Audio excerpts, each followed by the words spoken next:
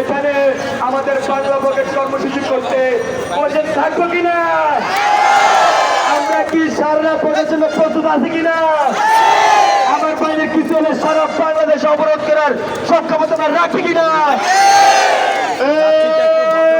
আমার ভাইয়ের কিছু হলে চলবে এখন ঘরে ঘরে, আমাদের ভাইদের কিছু হলে চলবে এখন ঘরে ঘরে। রক্ত রক্তের বন্যায় ভেসে যাবে অন্যায়,